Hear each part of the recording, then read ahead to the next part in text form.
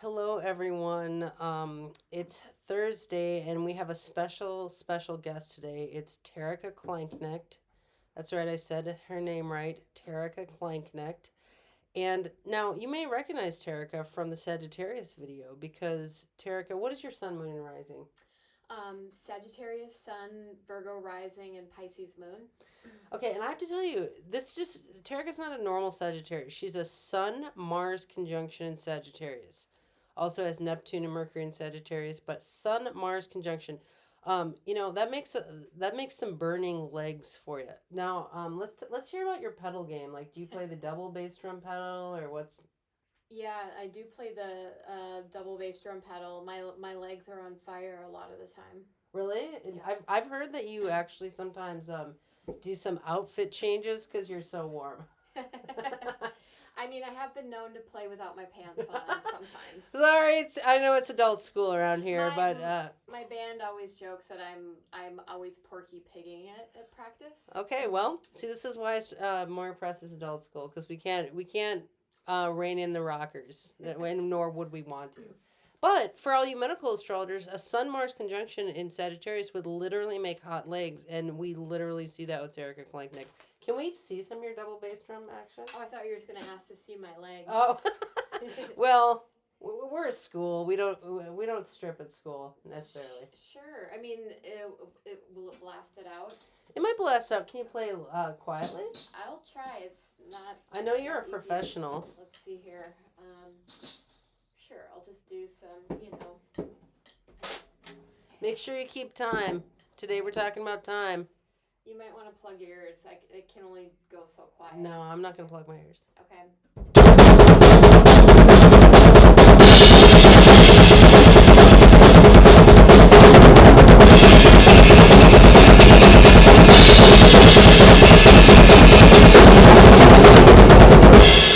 Yeah! No, that's what I'm talking about. That's a Sun Mars conjunction in Sag. This is not your mother's Sagittarius.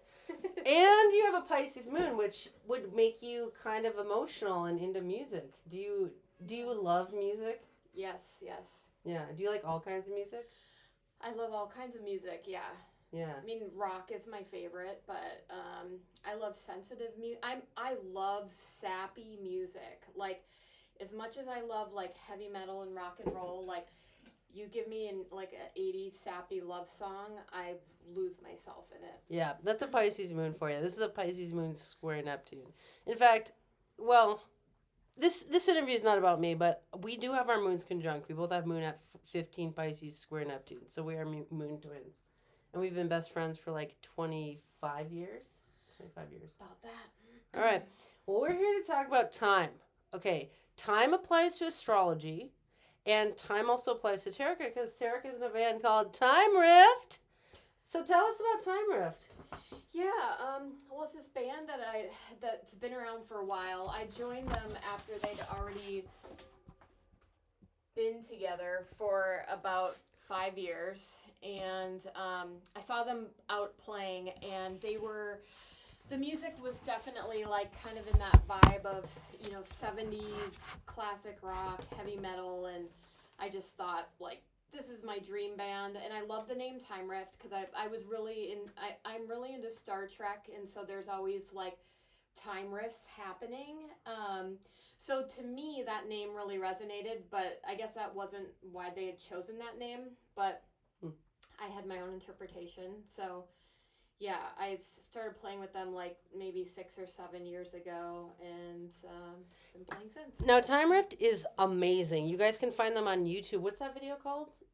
There's that one. The rock video. Yeah. It's called Eternal Rock. Okay, look up Time Rift Eternal Rock. That's one of their like pro music videos. It's amazing. You can also find some like lo-fi Time Rift videos. So the cool thing about band names is you can take them several ways. Like, they had a reason for naming themselves Time Rift, and then you had your interpretation. And a band name's really important because it conjures an image. Like, when you think of the name Time Rift, like, I'm literally seeing like a rift in time. So like, what is a time rift anyways? Is it like, how do you know if you're in a time rift? Yeah, well, that's a good question, because what is reality, and how do we judge that, right? I feel like hi, Bowie. Animals love Sages. Bowie, it's okay, girl. It's okay. She's just, doing her job. Yeah, I mean, I think of a time rift. My initial interpretation of time rift was, from Star Trek. So it's like you might go, enter another dimension, and then all of a sudden you come out and you're somewhere like totally different in a different time. But as far as like timing, I think now I like the idea of it more as just like what time is as far as playing music and keeping time as a drummer. Because as a drummer, you're, keeping a steady tempo all the time, but you can like shift around in that tempo. So you could maybe like play ahead of the beat or play behind the beat, but still be in time. And when you do that, it changes the feel of the song. It changes the groove, and that changes how it affects people. So yeah, I think of that was on my list of like how you keep time as a drummer. But you're saying like if you stay of the head of the beat, then people feel more anxious, kind of. Mm-hmm. And if you stay behind the beat with time, then you can make them feel a little bit more meandering, perhaps. Totally, yeah. Huh. That's interesting. Like how you keep time can affect how people feel, and I think astrologers, like how you keep time. Well, okay, let's talk about different kinds of time. Okay. Do you know that there's two kinds of time in astrology that are important? One is Chronos time and one is Kairos time. So Chronos time is chronological time, which is like, what time is it? Like, what time is it right now? It's like 7 p.m. I don't do well with that kind of time. Oh, really? You're not a Chronos time person. Yeah, okay. Well, Kairos time is the time of like, what time is it? Like, is it time to rock? Or is it time to have an interview? Or what time is it? Right? I like that kind of time. Yeah. Like, is it time to chill? Is it time to sleep? Like, what time is it? Like, makes me think of that song, like, for every season, turn. Right? Because there's like a season to harvest and a season to plant and like all this kind of stuff. And like, there's different times for different things. Mm-hmm. Like, so I think we can even look at it as like quantitative time and qualitative time. And like my mentor, Judith Hill, always told me that the astrological clock measures qualitative time. Like, what is the quality of time? Like, if the sun's in Sagittarius, then we would say, wow, this is a rogue party day, because that's what Sagittarius is. That's like kind of like what time it is when you're on a Sag. But okay, so I'm gonna ask you some questions about time. Do you ever waste time?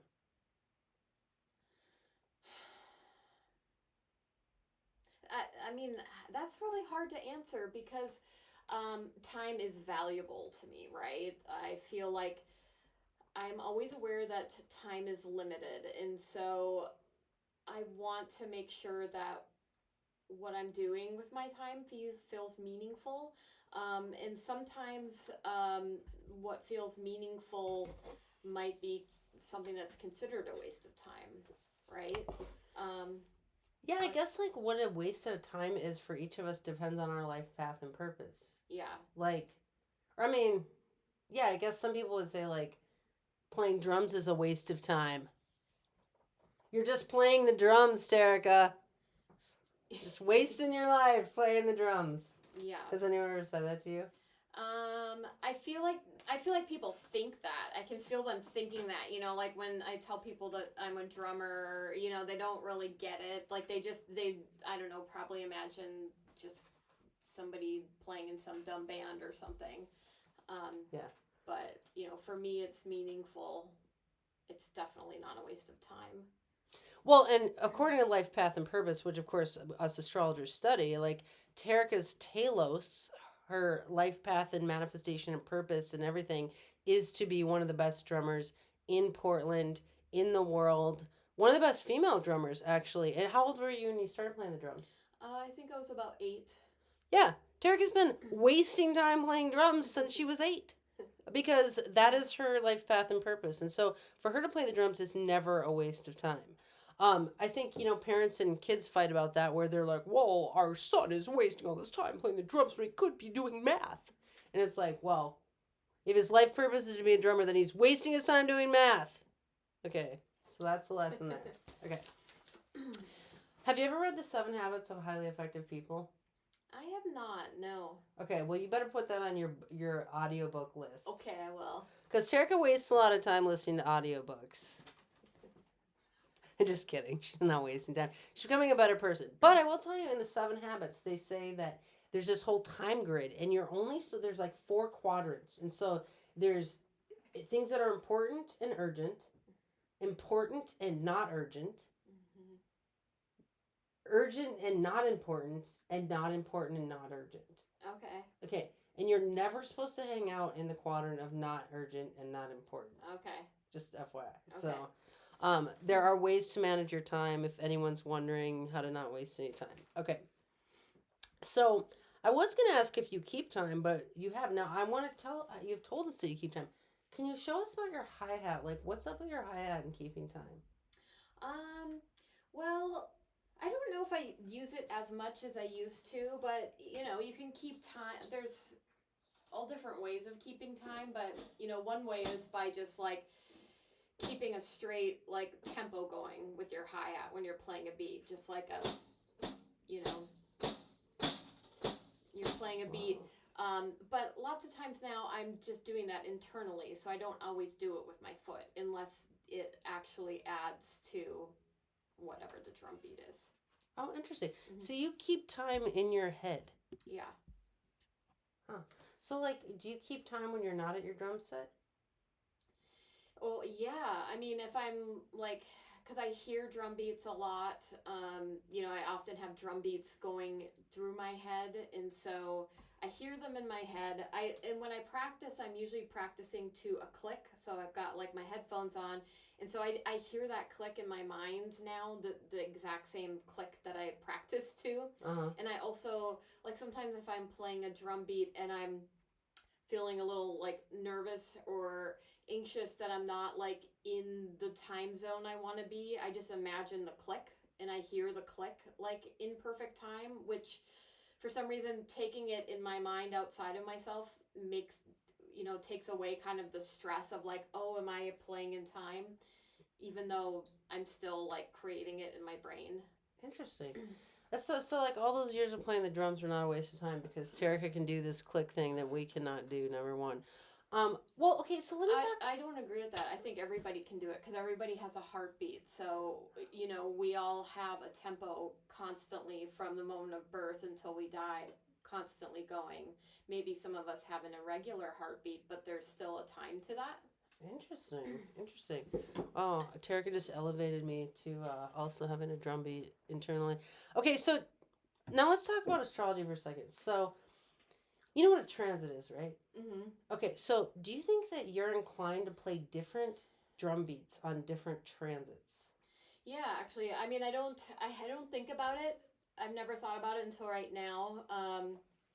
But I know, and I don't know much about the transits, but I can always tell if there's some kind of transit because I'll have a period where I just feel, like, yucky, or a period where I'm, like, really high energy and positive, and so my mood affects how I play, right? Because my mood affects the internal critic, and so if there's a voice, like, yammering at me, critiquing everything that I'm doing, it's harder to play well. And so that's her Virgo Rising.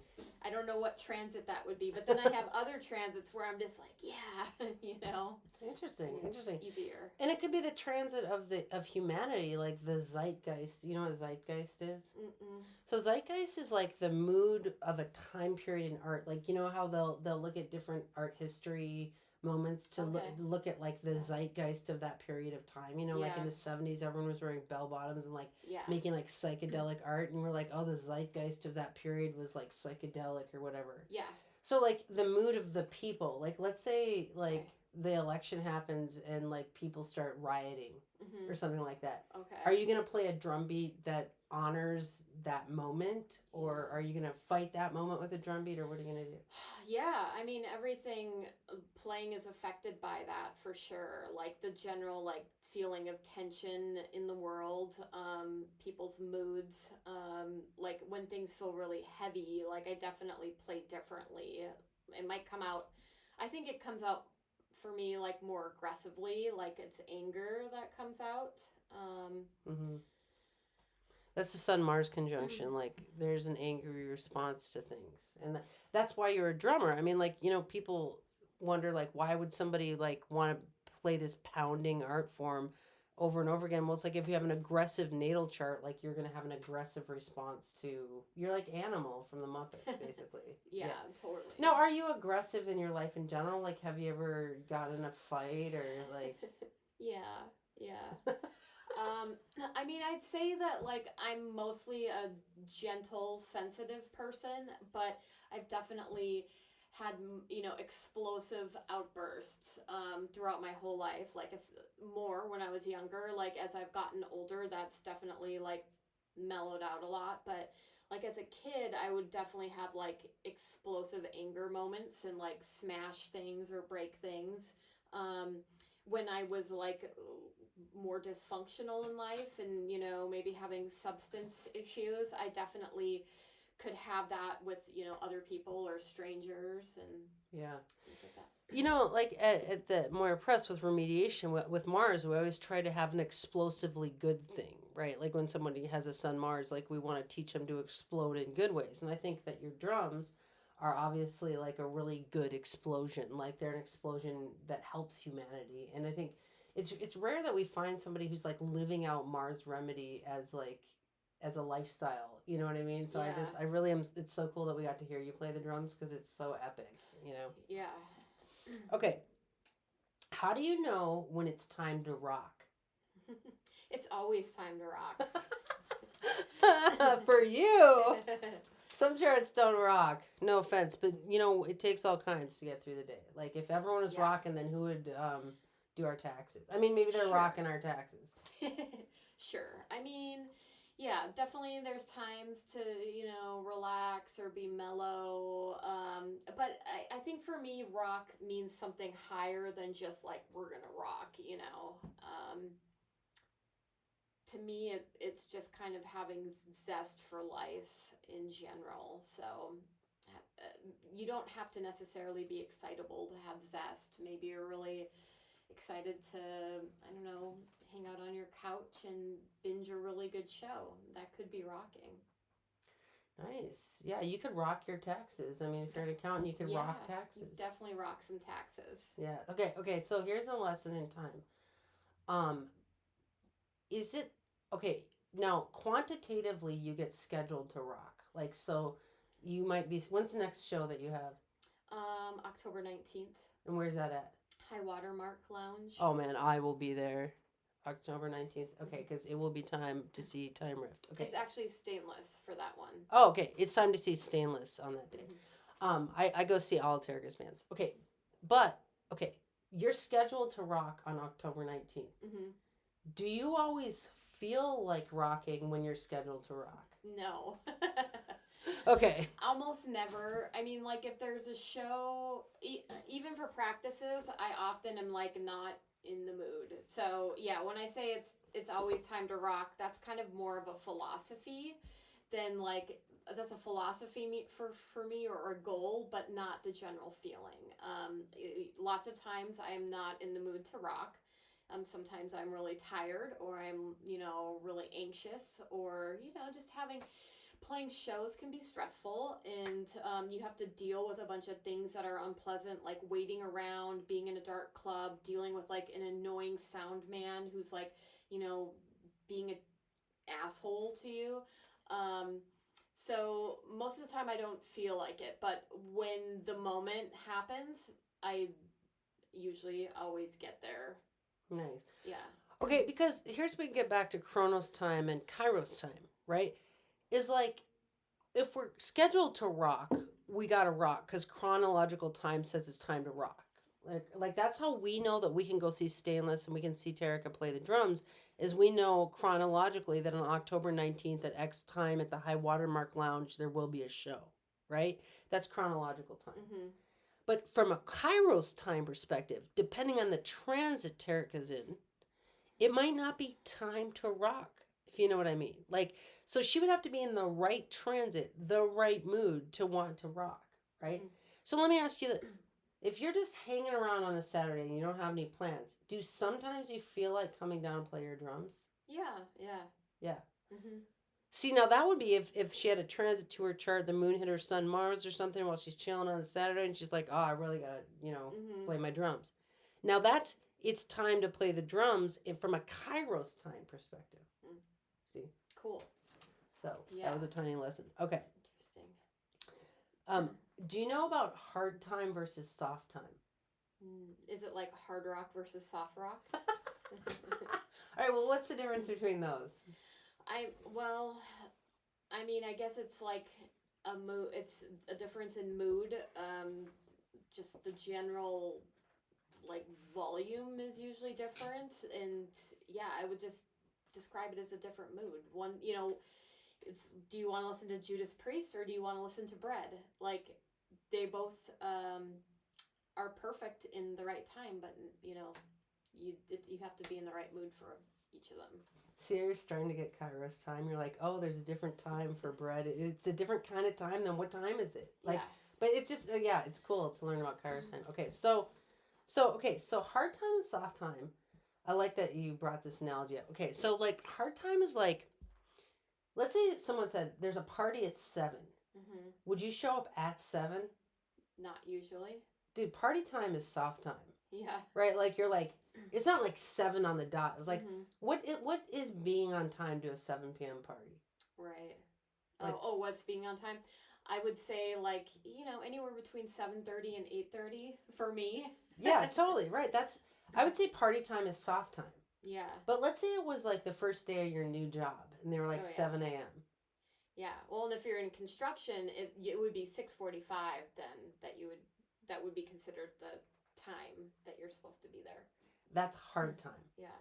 So isn't that interesting how there's like hard time and soft time and like, like we have classes at the Moira Press, but they run on hard time. We start on time and we end right on time because we're creating a container of learning. And it's like, you might not always be in the mood for the class or whatever. So we want to make sure to give you this nice container of like, okay, just drop in with us for an hour and then, it'll be done right on time. Yeah. Right. I mean, some teachers, have you ever had a teacher who teaches late? Who goes late after class? Mm-hmm. Did you like that or was that? Mm-mm. Yeah, no one likes it when the teacher keeps teaching after it's time. It's like, it's not time for that anymore. You know? Okay, so have you ever heard, this is Washington, D.C. speak. I have a hard stop at 3 p.m. Oh, yeah, I've heard that. Okay, what's that mean? I mean, it's like, you've got to be done then. I appreciate the idea of it, but when people use that terminology, hard stop, to me, I don't like it because it feels like they're putting up too strong of a boundary. Whereas, like, if somebody's like, hey, I've got something, so I really have to be done at 3, that feels better to me. But when somebody's like, oh, I've got a hard stop, I feel like, I don't know if there's a term for somebody that's putting up like really intense, frigid or rigid boundaries, but yeah. You're so frigid about time, Terrica. That's so funny. Well, like when, like I'm doing interpreting jobs and it's like if I have to go, like I have a job right after, I'm like, I got a hard stop at 2 and it's like not emotional. That's why I like it. It's like, we're not being emotional. It's not because I want to leave. Like I just got a hard stop at 2. Well, that's interesting. It's not emotional because I always feel like it's emotional for me. When like one of my bandmates always has a hard stop, I feel like I'm, there's a barrier being put up and I don't know. Well, I think party time and rock and roll is soft time. Yeah, maybe you're not supposed to have a hard stop when you're in party time. That's what I'm saying. Like, I think when you have a hard time during soft time, then it seems overly rigid. It's not time for hard time. Yeah. Totally. So you need to teach your bandmate about soft time. No. But no, I think this is a really good lesson to learn. When I learned about hard time and soft time, I was like, wait a second. That's why you need to be 5 minutes early to work and 30 minutes late to a party. Yeah. Yeah. And both of those are right Totally. on time. Yeah. You know? Yeah. Okay. Okay, what do you think of time travel? Wow. I mean, I watch lots of sci-fi, and so I love the idea of time travel. Yeah. If you could travel to another time to meet another drummer, is there another drummer you'd meet in a different time? Oh gosh. Well, it would be hard to pick one, but it would definitely be somebody like probably in the 60s or the 70s, like Ginger Baker or John Bonham or Cozy Powell, since none of them are with us anymore. Yeah, I think those are the three I would want to travel to visit. Interesting. Interesting. Yeah, I think time travel, there's like a lot of opportunities with time travel. Like you could meet someone of a different generation. Mm-hmm. You could, like, if you were traveling into the future, you could get some intel. Yeah. Um, It would be interesting to experience different zeitgeist. oh, good. Do you see that integration right there? It's time for integration. Okay, let's see. I think, I think astrologers do a little time travel. Okay, because I can actually open up my ephemeris and I can look 43 years in the future and see what I'm going to feel like. Yeah.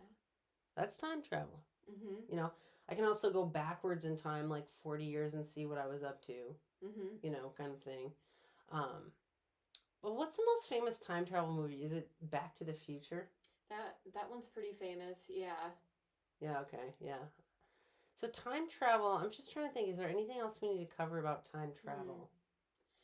I don't know. I mean, I do see lots of time travel in Star Trek, and it's always it's always interesting in that, because they're not, if they're traveling, if the people like on the Starship Enterprise end up in a different time, they're supposed to follow the prime directive and not do anything that's going to like affect the outcome of events or change anything for those people. Like you wouldn't give them advanced technology generally, because that could like change everything. That's just like being an astrologer. Like when you look into the future, we try to not do anything in a reading that will change the future. You know what I mean? Like, so sometimes we have to look in the future for the inquiry, whatever that is. But like what we say now will affect the future. Mm-hmm. So we're always like dealing with that. What's that called? That we need a prime directive, you guys. Yeah. Yeah. Okay. Interesting. Yeah. In AA, they always talk about future tripping. Have you heard about that? No, what's that? I think that's when you're too obsessed about what's going to happen in the future. Oh, It's like future tripping. it's a good thing to not do. Yeah, do you think there's something called past tripping? Yes, definitely. Yeah, that would be like what, tripping on something that already happened. Yeah, like you're ruminating over this thing that you did that you can't change anymore. Yeah. Do you ever past trip on shows that you played and mistakes that you made during shows and things? Usually like right after the show I will, but then after some time has passed I'm fine, but like sure there are times where like I messed something up or went to the wrong part, or something was amiss with my gear and it like caused a hiccup. I definitely can especially if it's like affecting my other bandmates, then I might pass trip about that a little bit, but usually with the intention of like trying to fix whatever happened so it doesn't happen again. Yeah, dear, are you future tripping about October 19th? Stainless and high watermark. A little bit. I mean, I'm definitely like nervous, to play with a new band, and I've been trying to envision myself actually playing at the show and when I'm practicing, so that I can, like in Stoicism, there's something that you do, which is like imagining the worst outcomes that could happen and like thinking of like how you would approach that. So yeah, I'm definitely, that's kind of a form of future tripping, right? But like maybe healthy tripping, because you're preparing yourself for different possibilities and knowing how to respond to them. Yeah, and Stoics are kind of, they're kind of, I don't want to say negative, but like, They're like so serious because, like, in manifestation arts, you're supposed to imagine the best future that ever happened for you in stainless. And I mean, I do that too, okay, A part of it is like thinking of myself practicing because I know how stressed out I get, especially if I'm at a certain club and I know their sound's really bad or I don't like the lighting or the way the stage is going to be. So for me to practice and imagine that I'm in that setting of, kind of dealing with those things but still playing really well. well, it's Yeah. like both you're like dealing with all the problems and then getting through to the like image of yourself really Yeah. killing it. Yeah. I mean, no, this isn't a like Olympian of drums. I mean, like we're at the Olympics here today. Okay. Have you ever heard of the Time-Based Arts Festival? I have heard of that. I think I actually played it 1 year. Interesting. I wonder if music is considered a time-based art. I was like wondering, what is a time-based art? I don't know. I think astrology is a time-based art because we deal with time all the time. Like Yeah. we are time. It seems artistic too. Is astrology considered an art or? I think it can be used artistically, right? Yeah. Like it's a lot of things. It's a philosophy. It's a technical philosophy. It's kind of scientific, but it's like also an art form. Yeah. But like I think culturally, it's not really considered an art form. Mm-hmm. Yeah. Okay. Yeah, I think that I would like to see Stainless or Time Rift at the Time Based Arts Festival. Mm-hmm. Okay. So what's a time warp? I mean, I think of that as being like a time rift, right? I could be wrong. I'm not sure what the actual definitions are. I looked it up. It's an anomaly, a discontinuity, or a suspension held in the progress of time. Mm-hmm. An anomaly of time. A time anomaly. How'd you know if you had a time anomaly? That'd be like if you were like, it was 2 o'clock and then it was all of a sudden 5 o'clock. Yeah, totally. I mean, that happens to me sometimes, like if the power goes out and I didn't realize, and then the clock is different, and I'm like, wait, it's only 2 o'clock? I feel like it should be, much later than that. And then I realize, like, oh, it's actually 5 and I should have gone to work already. Oh, that is a time rift. Like when the power goes out and then your time gets all messed up. That's a time rift. Yeah, time warp. And that makes me really realize that the sun keeps so much of the time because, like if it's 2 o'clock on our clock, but it's 5 o'clock in the sunwise, don't you think you would feel that time rift? Yeah, yeah. More astrology, just ubiquitous astrology. I mean, is daylight savings time a time warp? Good question. I mean, it definitely is. Like, especially the day it changes, they have to do all these like radio announcements and like get everyone ready for the time rift. Yeah. Yeah. Okay. So when you're playing a show, does time go slow or fast? Fast. Interesting. When you're at practice, does time go slow or fast? I think that seems like normal time to me. I mean, and sometimes it does feel like it goes fast because I enjoy myself. Like I only play in bands with people that I like hanging out with, and so it doesn't feel tedious. But yeah, I would say like the show experience goes faster. Like sometimes I don't even really hardly remember playing because it feels almost like being altered or there probably are chemicals that are making me the equivalent of like altered on drugs when I'm playing a show. Interesting. Like Isn't it weird how adrenaline time stuff. is never the same? Like how you experience an hour is not the same. Yeah, totally. Like there's quantitative time and there's that qualitative time of like that hour went really fast or Yeah. that hour went really slow. So does time go fast when you're getting a tattoo? Not usually. Terrica has a lot of tattoos. That's a Sun Mars thing. We've actually timed some tattoos to transits to our Sun Mars. Yeah. So she could get through it. No, I'm just kidding. But yeah, like when you're getting a tattoo, you're probably like, can time go faster? Yeah, I would like it to. Yeah. Unless you like getting a tattoo. Yeah, I mean, I do. It's like there's usually a point of the tattoo when the endorphins kick in, and it's kind of, I'm feeling really fun and loopy and kind of stoked for a little bit. But if it's a really painful spot, then I'm just like, feel like I'm giving birth or something.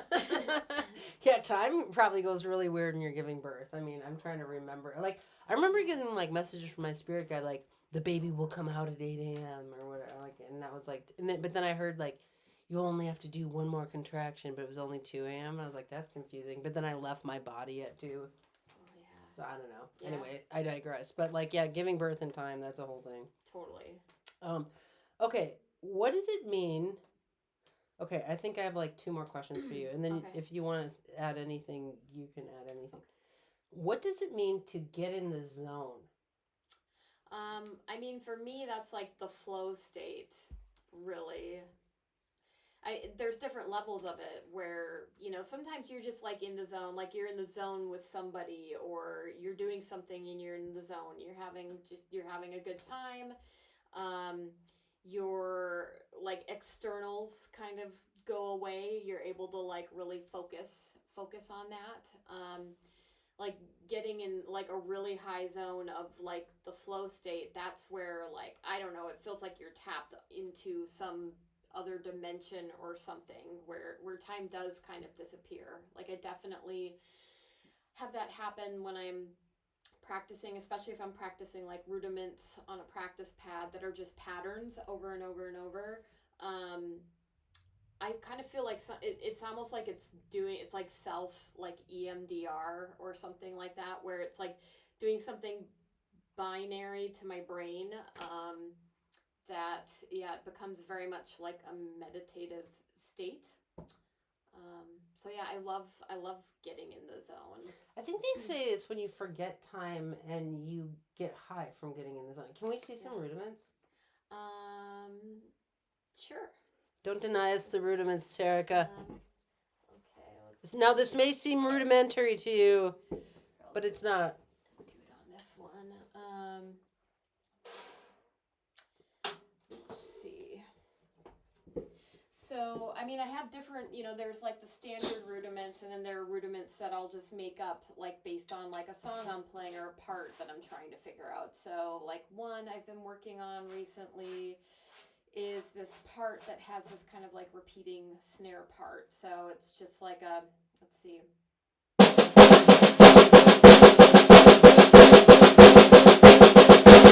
Right? Okay. And then I might have I play it different ways. I might play that with different sticking.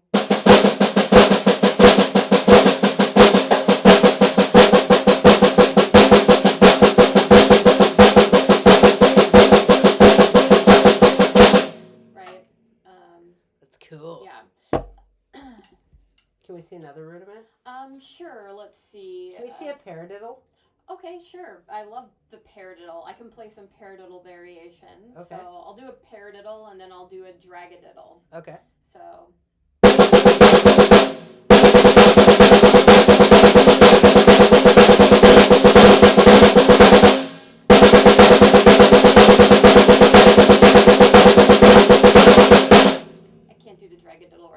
I heard the dragadiddle. I gotta do a little slower. Let's see.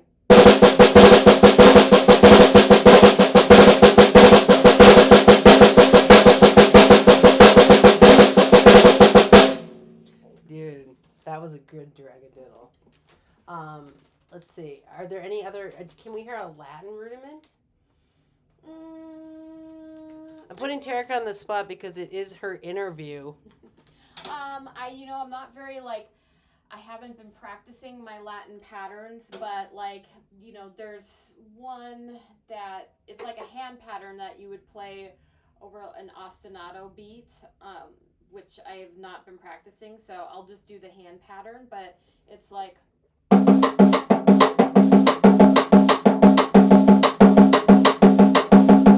Which is like, cool. It's basically 2, 1, 2, 1, 2, 3. So it's 2, 1, 2, 3 on the right hand, and then,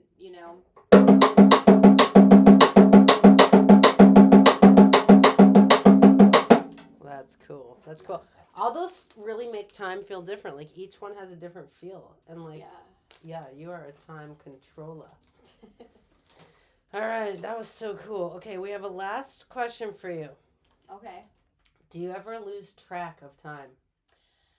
Yes, yes. I lose track of time all the time.